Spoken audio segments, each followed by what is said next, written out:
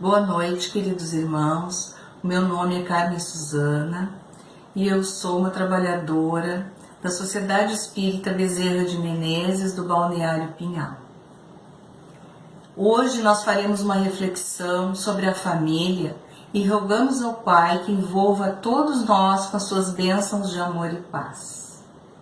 Então, a família, ela é um grupo abençoado com planejamento que antecede a vida física e que tem por objetivo o crescimento espiritual de todos os seus membros. Há um compromisso entre os membros de auxílio ou reparação de uns para com os outros. O termômetro da relação familiar de harmonia é o carinho. Quando não há mais carinho, não há mais diálogo nos relacionamentos entre os familiares, com certeza houve um rompimento parcial ou total dessa convivência. Então surgem sentimentos de animosidade, de indiferença, de competição, de ingratidão dos filhos para com os pais, incompreensão dos pais para com os filhos, e isso mostra que essa família está doente. E como é que vamos resolver? Fugir? Mudar de casa, de família? Afastar-se dos parentes? Se amamos a nossa família, não podemos fugir do problema. Não resolve. Só vai adiar esse problema. E Emmanuel nos diz que a melhor escola é o lar. E o que fazemos na escola? Aprendemos, não é? Então essa escola, ela vai nos ensinar, o lar vai nos ensinar a praticar o perdão, a desenvolver a tolerância, a praticar a indulgência, a praticar a caridade com os nossos entes queridos. É fácil essa mudança? Com certeza não. Mas ela depende do nosso querer. Porque a doutrina espírita, ela nos ensina que através da reencarnação, quando uma criança nasce, é uma bênção para aquela família, uma luz, pois Deus colocou aquele espírito na vida de duas pessoas para que todos possam ensinar e aprender e assim evoluir espiritualmente. Então, segundo o Espiritismo, há dois tipos de família, a família material e a família espiritual. A família material, ela é estabelecida pelos laços de sangue e a espiritual pela afinidade de ideias e valores. E a parentela corporal, ela pode ou não ser composta por espíritos afins. Por isso que nós temos muitos exemplos de pessoas que se gostam como irmãos, e são apenas amigos. Às vezes de famílias que viviam em locais afastados, que não se conheciam e mal se conheceram e já se sentiam como se fossem irmãos, se sentem como se fossem irmãos. E outros que nasceram dos mesmos pais, conviveram juntos, foram criados juntos do mesmo jeito, possuem uma grande dificuldade de conviver. Por que isso ocorre? Por que a sabedoria divina permite que isso ocorra? Para que esses espíritos precisem aprender a conviver e principalmente a se amarem. A vida, ela reúne desafetos do passado no mesmo lar para aprendizado e evolução.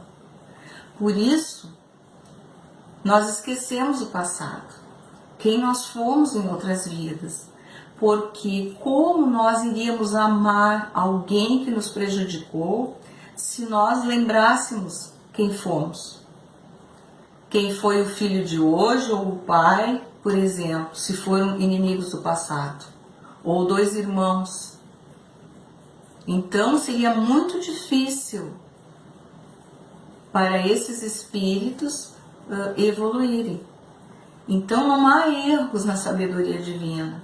Nós estamos no lugar certo, no momento certo. E a nossa missão, enquanto pais, é educar através do exemplo. A criança, ela não observa as nossas palavras, ela observa as nossas atitudes. Por exemplo, se a mãe diz para o filho não mentir e o filho a observa dizendo para alguém que ela não está em casa porque ela não quer atender o telefone, ou ela fala para respeitar a professora, mas ela grita e ofende a vizinha. O pai fala para a criança que não pode pegar nada de ninguém e encontra uma carteira na rua com dinheiro e documentos e não devolve. A criança vai fixar os exemplos que ela vivenciou e não as palavras que foram ditas. Então, é muito importante nós, enquanto pais, nos colocarmos sempre como exemplos para a criança, porque esses exemplos serão o que ela vai levar para a sua vida, ou exemplos bons ou exemplos ruins. Então não há uma fórmula pronta. Os pais, eles devem cuidar com carinho, com afeto, dialogando com a criança, impondo limites, mas tudo com muito amor. Algumas pessoas também questionam que não tiveram bons pais, que seus pais não deram afeto, que tiveram uma conduta e que agora na velhice, eles, os filhos, não têm a obrigação de cuidar desses pais. Mas nós não podemos julgar. E assim como os pais têm a obrigação de cuidar dos filhos, esses filhos têm a obrigação de cuidar dos pais, mesmo que esses tenham errado no passado. Então, os filhos têm a obrigação de agradecer e retribuir com amor aqueles que o receberam e deram uma oportunidade para reencarnar.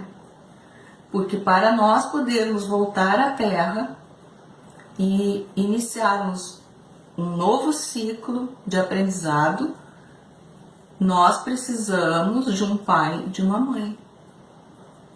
Então, mesmo que não tenham sido bons pais, que tenham errado nessa caminhada, não compete a nós, filhos, ficarmos julgando, mas compete a nós auxiliarmos esses espíritos quando chegarem na velhice.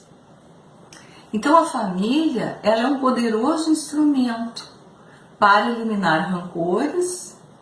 E esses rancores às vezes são seculares, já vêm há muito tempo entre os espíritos que estão reencarnados naquela família. E em Jesus no Lar, no capítulo 1, o Nélio Lúcio, através de Francisco Cândido Xavier, Nélio Lúcio, o espírito, né, através da psicografia do Chico Xavier, relembra Jesus, orientando-nos da seguinte forma: o berço doméstico é a primeira escola e o primeiro templo da alma. A casa do homem é a legítima exportadora de caracteres para a vida comum. A paz do mundo começa sob as telhas a que nos acolhemos. Se não aprendermos a viver em paz, entre quatro paredes, como aguardar a harmonia das nações? Se não nos habituarmos a amar o irmão mais próximo, associado à nossa luta de cada dia, como respeitar o eterno Pai que nos parece distante? Então, a família é a estrutura da sociedade. Ela é a exportadora de homens e mulheres que formam a nossa sociedade, que constroem o nosso dia a dia. E para encerrarmos, então, Santo Agostinho, no Evangelho segundo o Espiritismo, capítulo 16, no item 9, nos trouxe a seguinte mensagem: a tarefa não é tão difícil quanto vos possa parecer. Não exige o saber do mundo. Pode desempenhá-la assim o ignorante como o sábio. E o Espiritismo lhe facilita o desempenho, dando a conhecer a causa das imperfeições da alma humana. E assim, então, queridos irmãos, nós encerramos a nossa reflexão de hoje, agradecendo a Deus, a Jesus, a espiritualidade, a oportunidade de estarmos aqui reunidos, refletindo um pouco sobre a família, que é o nosso primeira escola que vai então nos auxiliar na nossa evolução. Pedimos a Deus, a Jesus, que durante toda a semana permaneçamos com a energia do amor, que possamos levar a todos os lugares, a todos aqueles que se achegarem a nós, mensagens de paz, de amor e de harmonia. E assim, então, agradecendo mais uma vez essa oportunidade, desejamos a todos uma boa noite e uma boa semana.